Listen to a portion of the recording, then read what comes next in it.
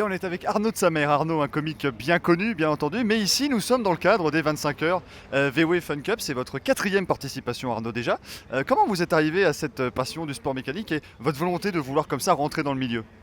C'est un total hasard en fait. J'étais en promotion pour mon spectacle en Belgique sur Bel RTL avec Fabrice Brouwers qui m'a proposé, alors je vous fais la version courte, mais en gros il m'a proposé de courir en Fun Cup. Marc Van Dalen et Jean-Pierre Mondron m'ont fait rouler en 2013 à Dijon. Et puis l'expérience m'a plu, ça s'est pas trop mal passé, alors on a renouvelé sur les 25 heures en 2013. Et depuis, là, j'ai complètement mordu et j'y participe tous les ans depuis donc 2013. Et voilà, donc c'est le hasard de mon spectacle, de la promotion de mon spectacle et ma rencontre avec Fabrice Brouwers, Marc Van Dalen et Jean-Pierre Mondron. Et donc les premières années, bon, c'était voilà la découverte, l'apprentissage. Maintenant, vous êtes dans une équipe qui joue quand même une très belle place au classement général. Comment vous avez comme ça évolué en tant que pilote et comment vous qualifieriez cette évolution? Mais j'en reviens pas moi-même, je ne sais pas trop. Là, cette année, il y a vraiment eu un déclic en fait. Déjà, je mets ça sur le compte aussi de la passion, c'est-à-dire que c'est devenu une passion dévorante. Et donc, je roule beaucoup cette année. Je suis marié à une pilote, donc ça aide aussi. Et je roule énormément. Je fais énormément de karting, je suis engagé sur le championnat de la Mera Cup et je fais quelques courses de Fun Cup. Donc, évidemment, l'expérience de roulage aide énormément. Et puis, je suis entouré. Mes amis sont des pilotes, donc je progresse aussi à leur contact. Pour pas trop passer pour un con avec eux. Et voilà. Et cette année, on a vraiment franchi un gap en performance par rapport aux années précédentes parce qu'on avait toujours, voilà, on avait toujours eu des équipages qui étaient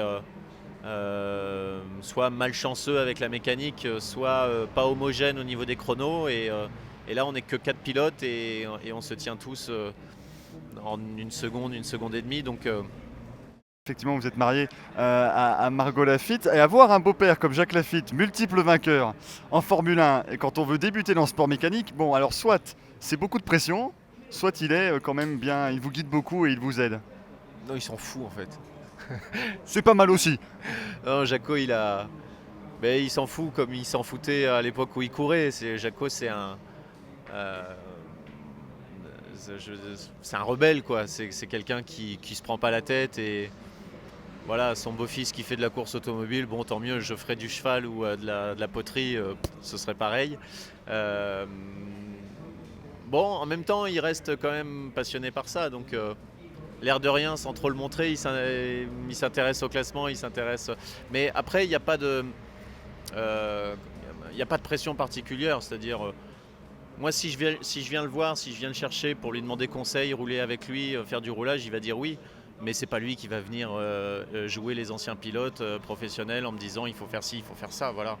Voilà. Si ça vient de moi, il le fera avec grand plaisir. Voilà, c'est vraiment quelqu'un chez qui on peut prendre conseil. Et effectivement, bon, on sait que vous êtes passionné beaucoup de sport aussi. On voit notamment dans une chronique pour le site du Monde. Et niveau Formule 1 comme ça cette année, est-ce que vous avez le temps de suivre un peu quand même la saison et de voir ce qui se passe, notamment entre Rosberg et Hamilton cette dernière semaine?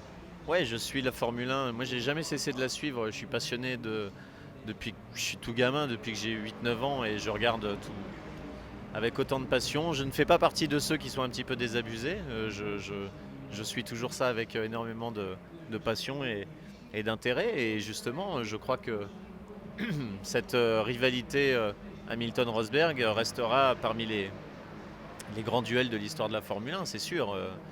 Ce qui se passe en ce moment va rentrer dans l'histoire de la Formule 1, c'est certain. Donc c'est toujours 15-20 ans plus tard que ça rentre dans l'histoire. Mais aujourd'hui, on se dit, bon, c'est pas très intéressant, mais c'est une immense bataille qu'ils se livrent les deux là.